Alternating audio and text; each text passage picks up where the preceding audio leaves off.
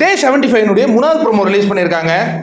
3 ப்ரோமோவும் மொக்கையாக வந்த ஒரே நாள் இன்றைய நாள் தான் நம்ம கண்டிப்பாக சொல்லலாம். என்ன ப்ரோ அப்படி சொல்கிறீங்க? அவங்கவுங்க எமோஷனலாக பேசிகிட்டு இருக்காங்க, உங்களுக்கு மொக்கையாக இருக்கா அப்படின்னு நீங்கள் சொல்கிறது கூட ஓகே. பட் எனக்கு அப்படி தான் ஃபீல் ஆகுது. ஒரு ரிவ்யூவராக நமக்கு அது வந்து ஒரு சூப்பரான ஒரு ப்ரோமோவாக வரணும். நின்று பேசின்னு இருக்கிறது தான் 24/7 பார்த்துக்கிட்டு இருக்கோமே. சரி, இன்னும் அதான் பேசுகிறாங்கன்னா, பூர்ணிமாவுக்கு வந்து ஒரு கருத்து இருந்திருக்கு விஷ்ணு மேலே. இவர் சில டைம் ஃப்ரெண்டாக இருப்பார், அப்புறம் அவங்களுக்கே ஆப்பு வைப்பாருங்க. இதே மாதிரி அவர் செஞ்சுட்டு இருந்தாங்க. அவர் மேலே என்றைக்குமே அவங்களுக்கு ஒரு ட்ரஸ்ட் வந்ததே இல்லை போல இருக்கு. ஆனால் நேற்று நின்று அழுதார் பார்த்தீங்களா? அழுத உடனே அவர் மேலே இருந்த அந்த கொஞ்சம் நெஞ்சம் கோபம் கூட போயிடுச்சு. இப்போ முழுவதுமாக விஷ்ணுவை அவங்க வந்து மனப்பூர்வமாக நம்ப தொடங்கியிருக்காங்க அப்படின்னே நம்ம சொல்லிக்கலாம்.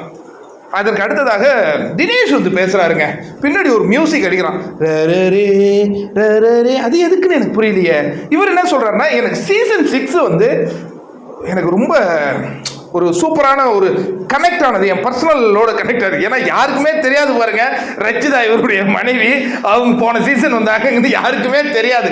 அது இன்டிமேட்டாக சொல்கிறாரு போல இருக்கு. ஆனால் அதை பற்றி இன்னும் கொஞ்சம் பேச தொடங்கணும்னா வெட்டு விட்டாயிடுவேன். அதனால் இதுவே இருக்கட்டும். ஆனால் இந்த சீசன் 7 பிக் பாஸ் சீசன் 7 என்னுடைய வாழ்க்கைக்கு ஒரு புத்துயிரை கொடுக்குன்னு நான் நம்புகிறேன். எனக்கு தெரிஞ்சு அடுத்த வாரமே என்னுடைய மனைவியே என்னுடைய கேமை பார்த்துட்டு வீட்டுக்குள்ளே கூட வரலாம் அப்படிங்கிற மாதிரி அவர் பேசிக்கிட்டு இருக்காரு. எனவே என்ன அம்மாவும் பொண்ணு மீண்டும் சேர்ந்த மாதிரி இருக்க, எதனா ஒன்று போடுங்க. பதநீரத்தை யாராவது போடணும்னா இப்போ மாயாவுக்கு செம கோவம்.